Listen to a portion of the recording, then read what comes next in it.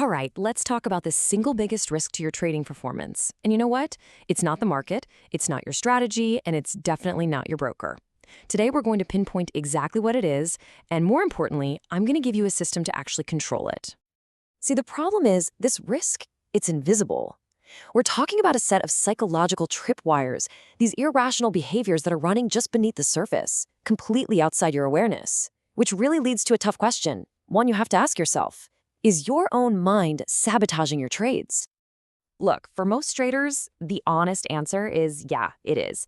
But here's the good news. You can build a defense against it. And by the end of this short explainer, you're going to walk away with just one practical system to start fighting back against this invisible enemy. For those who don't know me, I'm Mo from STOA. What we do is build commissioned trading systems specifically for busy professionals.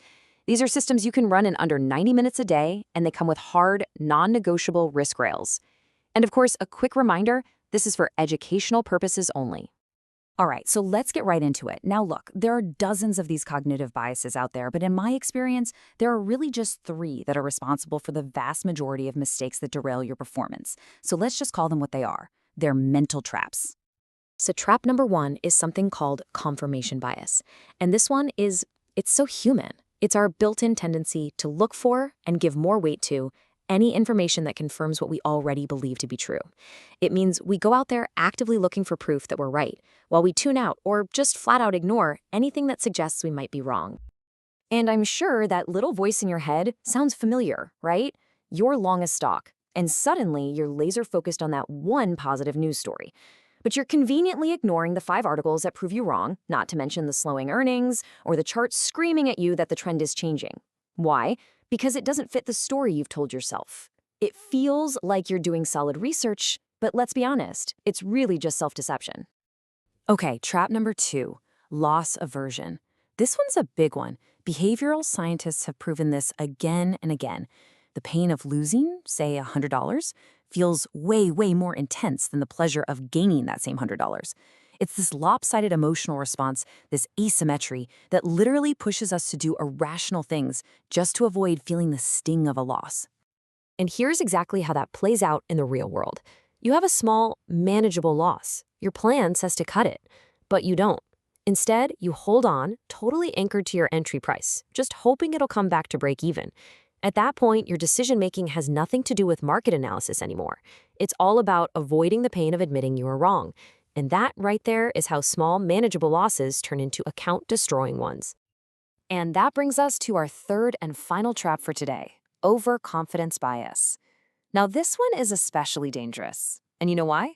Because it almost always shows up right after you've had a good run.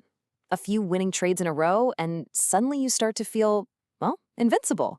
You start to think it's all skill, and you completely forget about the role that randomness or just plain luck plays in this game.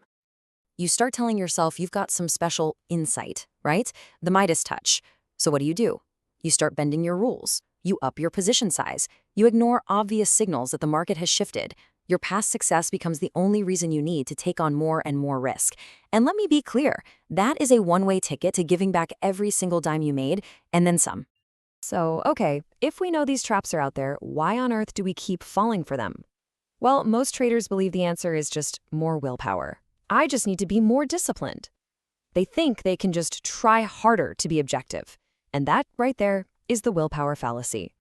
Here's what you have to understand. Cognitive bias isn't a character flaw. It's not a moral failing. It's a design feature of the human brain. It's hardwired. You can't just wish it away or erase it with sheer effort. So the solution isn't to fight your emotions. It's to build a system that makes them irrelevant. It's not about trying harder.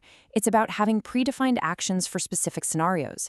It's about swapping out that unreliable gut feel for what we call codified discipline.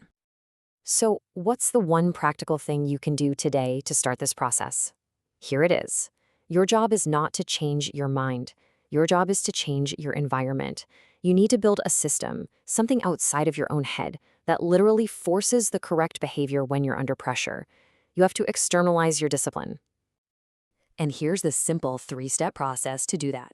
Step 1, isolate just one behavioral error. Just one. Don't try to boil the ocean and fix everything at once. Maybe for you, it's holding on to losers for too long, okay? Step 2, create a dead simple if-then rule to stop it. This has to be black and white, no gray area, so it removes all subjectivity when the pressure's on. And finally, step 3, you have to commit this rule to your written trading plan. Make it a real, physical contract with yourself, non-negotiable. Let me give you a really concrete example. Look at this rule. This isn't a suggestion, it's not a guideline, it's an algorithm. And an algorithm doesn't care about the news, it doesn't care about your opinion of the stock, and it certainly doesn't care about your hope for a miraculous rebound. If the condition is met, the action is executed. Period. There's zero room for your bias to creep in, because the decision was already made back when you were calm, cool, and objective. And you know what? This is the absolute core of our entire philosophy at Stoa. The solution to better performance isn't more hours staring at a screen. It's not more effort. It's simply better architecture. This is discipline, codified. Okay, so if you're serious about putting this kind of systematic approach into practice, I've got 2 clear next steps for you. For those of you who are ready for a complete commission system, you can apply to the SDOA program. A heads up, we only take on 5 seats per quarter. We keep it small to ensure everyone gets our full attention. Now, if you'd rather start chipping away at this on your own, go ahead and download our free 11-minute bias checklist and the trade ledger that comes with it. It's a really powerful first step to start seeing your own patterns clearly. The links for both of those are right below.